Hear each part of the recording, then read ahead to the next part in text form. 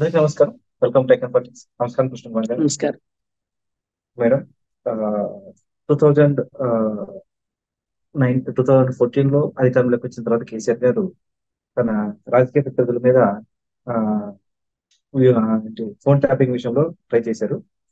ఆ, వాళ్ళ రాజకీయ ప్రత్యర్థుల మీద ఫోన్ సపరేట్ నిఘా పెడదామని చెప్పేసి ఫోన్ ట్యాపింగ్ స్టార్ట్ చేశారు. అందులోన చంద్రబాబు నాయుడు గారి మీద కానీ, లేదంటే చుట్టుపక్కల ఉన్న వాళ్ళ మీద కానీ, ఏపీ అధికారుల మీద, అప్పుడు ఎందుకంటే కంబైన్డ్ స్టేట్ కాబట్టి, తర్వాత ఆ, రాజకీయ ప్రత్యర్థుల మీద రేవంత్ రెడ్డి గారు కావచ్చు, లేదంటే కాంగ్రెస్ పార్టీ నాయకుల మీద కావచ్చు పెట్టారు. దీన్ని కాస్త నెక్స్ట్ లెవెల్ తీసుకెళ్తూ కేటీఆర్ గారు, అంటే ఆరోపణలు వస్తున్నది ఏంటంటే కేటీఆర్ గారు ఏకంగా సినీ ఇండస్ట్రీ మీద పెట్టారు, అందులోనూ హీరోయిన్ల మీద పెట్టారు. ఏంటి ఇంత దారుణమైన పరిస్థితి? ఎక్కడ తీసుకురావాలనుకుంటున్నారు వీళ్ళంతా? అసలు కొన్ని కొన్ని విషయాలు, చాలా దారుణమైన విషయాలన్నీ బయట చక్కర్లు కొడుతున్నాయి. దీన్ని ఎలా చూడాలంటారు అసలు? ఇది ఏంటి అసలు? వ్యక్తిగత గోప్యతకి, స్వేచ్ఛకి భంగం వాటిల్లడం అంటే దీన్ని ఎలా చూడాలంటే కాస్త ఇంట్రెస్ట్ చెప్పండి. ఇది ఏదైనా చాలా దుర్మార్గమైన చర్య అండి. ఇది ఏమాత్రము ఉపేక్షించే విషయం కాదు, సమర్థించే విషయం కూడా కాదు. ఎందుకు అంటే మనము అవునన్నా కాదన్నా ఒక నియంతృత్వ దేశంలో మనం లేము. మనం ఒక ప్రజాస్వామ్యంలో ఉన్నాం. మనకు ఒక రాజ్యాంగం ఉంది, మనకు ఒక వ్యక్తిగతమైన స్వేచ్ఛ, అలాగే వ్యక్తిగత గోప్యత, అవన్నీ మన హక్కులు, ప్రాథమిక హక్కులు. ఇదేమి సౌకర్యం కాదు, హక్కు. ఈ హక్కుని ఆ కాలరాచే విధంగా ఏ రాజకీయ పార్టీ అయినా ఉండటానికి వీల్లేదు. మరి కేసీఆర్ విషయంకి వచ్చేసరికి 2014లో ముఖ్యమంత్రి అయిన తర్వాత ఆయన ఏదైనా ఒక అభద్రతా భావంలో ఉన్నాడు. మోడీ కూడా అప్పుడే అధికారంలోకి వచ్చాడు. వచ్చి మోడీకి కూడా ఏమనిపిస్తుంది అంటే ఏది ఏమైనా ఆ అసలు ఏ ఏ రాష్ట్రంలోనైనా సరే అసలు ఒక ప్రాంతీయ పార్టీ కానీ, లేదు బీజేపీయేతర ప్రభుత్వాలు కానీ బతికి కట్టడానికి వీలు లేదు. అందుకోసం ఆ ఉద్దేశంతో ఏం చేశాడు అంటే, ఎక్కడ వీలైతే అక్కడ, ఎలా వీలైతే అలా ఒక ప్రాంతీయ పార్టీని ఉపయోగించుకొని కాంగ్రెస్ పార్టీని దెబ్బతీయటానికి అతను ఒక పథక రచన చేశాడు. ఆ పథక రచనలో భాగంగానే కేసీఆర్ కి ఒక ఫ్రీ హ్యాండ్ ఇచ్చేసేసి ఫస్ట్ తెలుగుదేశం పని పట్టండి, తెలుగుదేశం అయిపోయిన తర్వాత కాంగ్రెస్ పని పట్టండి అని చెప్పి వీళ్ళకి ఒక బిగ్ బాస్ లో టాస్క్లు ఇచ్చినట్టు టాస్క్లు ఇచ్చేశాడు. ఈయన ఏం చేశాడు అంటే, వాళ్ళ గురించి మనకి తెలియాలి అంటే వాళ్ళ కదలికలు తెలియాలి, వాళ్ళ రహస్యాలు తెలియాలి, వాళ్ళు ఎవరితో ముందుకెళ్తున్నారు, ఎవరితో సహవాసం చేస్తున్నారు, వాళ్ళు తీసుకున్న నిర్ణయాలు ఏంటి, వాళ్ళకంటే వాళ్ళు అనుకుంటుంది ఏంటో మనకి తెలియాలి. అంటే ఎత్తులు తెలిస్తేనే మనం పై ఎత్తులు వేయగలము అనే ఒక జిత్తులు మారి నక్క తెలివితేటలతోటి కేసీఆర్ ఆ పైగా ఆయన ఒక 80,000 పుస్తకాలు చదివిన మేధావి కదా. దానిలో చరిత్ర, రాజరిక వ్యవస్థ ఎన్ని ఉంటాయి అన్నమాట. ఆ రాజరిక వ్యవస్థలో ఏం చేస్తారు రాజులు అంటే, వేగులు వాళ్ళతోనూ, లేకపోతే నిఘా గూఢచారులతోటి వీళ్ళు పక్క రాజ్యాల్లో ఏం జరుగుతుంది, పక్క రాజులు సైన్యం ఎలా ఉంది, పక్క రాజ్యంలో పరిస్థితులు ఎలా ఉన్నాయి తెలుసుకోవడమే వాళ్ళ పనిగా పెట్టుకుంటారు వాళ్ళు. అది ఈయన గమనించి ఏం చేశాడు అంటే, పక్క పార్టీల వాళ్ళ మీద, పక్క రాష్ట్రాల వారి మీద కంటే కూడా పక్క పార్టీల వాళ్ళ మీద ఈయన అది ప్రయోగించాడు అనమాట. ఆ ప్రయోగం చాలా వరకు సఫలీకృతమైందనే చెప్పుకోవచ్చు. అంటే అది మంచి పనా చెడ్డ పనా అనే దానికంటే కూడా ఆయన కృతకృత్యుడు అయ్యాడని చెప్పొచ్చు. ఇప్పుడు రేవంత్ రెడ్డిని రాజకీయంగా దెబ్బతీసి ఓటుకి నోటు కేసులో ఇరికించి అతనికి రాజకీయ సమాధి కడదాం అనుకున్నాడు.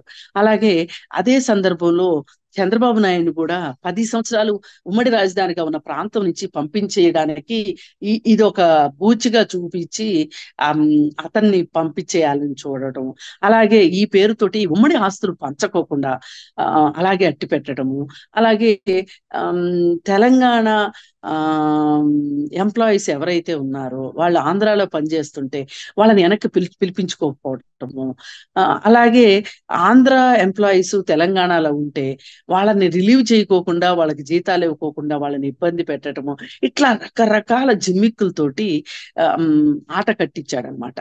అయితే ఇదంతా చేయడానికి బేస్ ఏంటి అంటే రేవంత్ రెడ్డి కేసు ద్వారానే ఇంత చేయగలిగాడు అతను.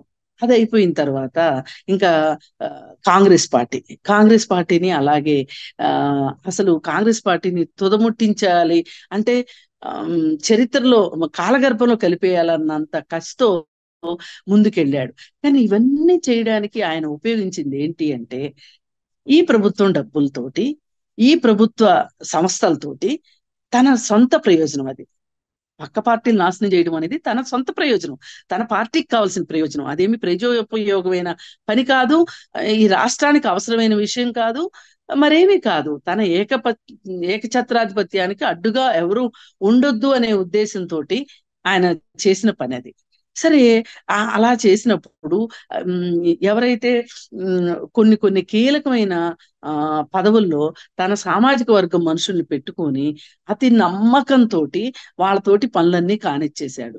ఇప్పుడు ఇది ఈ ఫోన్ ట్యాపింగ్ బయటపడింది. బయటపడితే మొదటగా దొరికింది ఎవరంటే ప్రణీత్ రావు అనే అతను దొరికాడు. అతన్ని పట్టుకుంటే అతని సహోద్యోగులు, అలాగే ఆయన అసలు బాసు, వీళ్ళందరి పేర్లు బయటకు వచ్చేసినాయి. వీళ్ళు ఈ హార్డ్ డిస్కులు ఇవన్నీ ఏమయ్యాయి ఏంటి అంటే వీళ్ళు ధ్వంసం చేసి ఎక్కడెక్కడో పడేశారు. ఆ శకలాలు కూడా ఇప్పుడు వాళ్ళు చెప్పిన ఆధారాలను బట్టి దొరికినాయి, అవి కూడా దొరికినాయి.